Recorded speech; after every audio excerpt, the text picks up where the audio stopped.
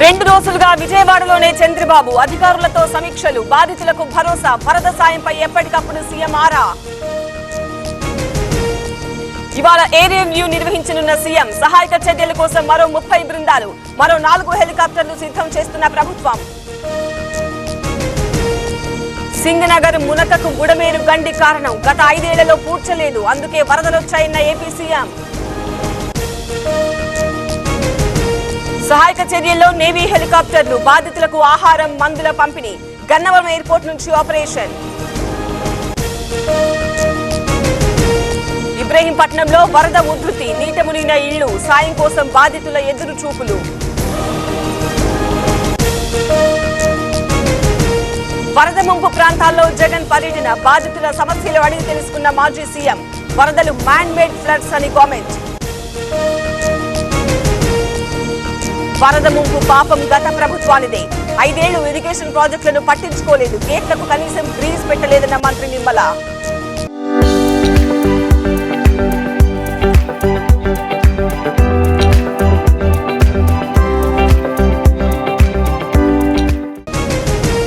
హైదరాబాద్ విజయవాడ హైవేపై యథావిధిగా వాహనాలు, NH65 పై నందిగామ దగ్గర తగ్గిన వరద, రాకపోకలకు అనుమతిచ్చిన అధికారులు. ఇవాళ మహబూబాబాద్, వరంగల్లో రేవంత్ పర్యటన, నిన్న ఖమ్మంలో వరద ప్రాంతాల పరిశీలన, రాత్రి అక్కడే బస చేసిన సీఎం.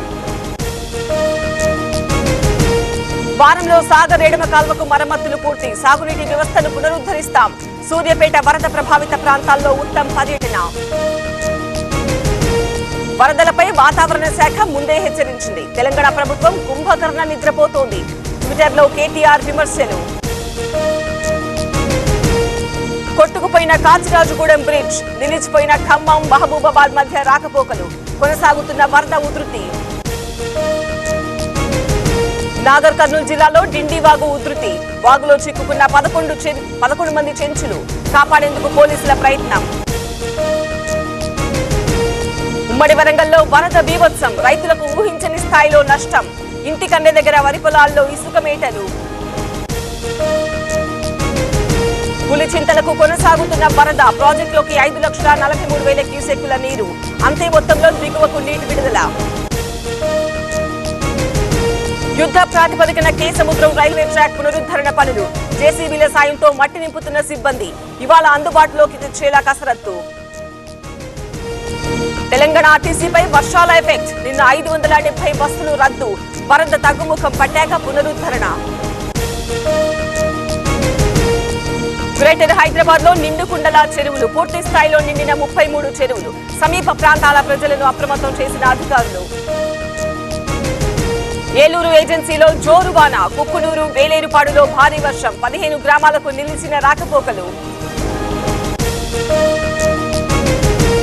అమరావతిలో పలు కాలనీలు జలమయం, మోకాళ్ల లోతు నీళ్లలో జనం కష్టాలు, పడవల ద్వారా సురక్షిత ప్రాంతాలకు తరలింపు.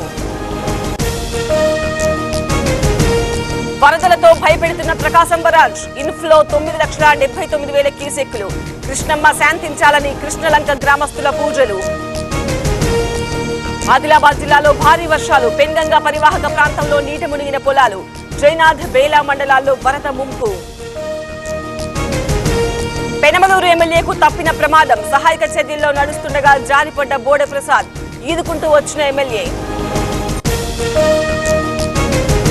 సెప్టెంబర్ 5 నాటికి మరో అల్పపీడనం ఉత్తర బంగాళాఖాతంలో ఏర్పడే అవకాశం, వాతావరణ విభాగం ప్రకటన.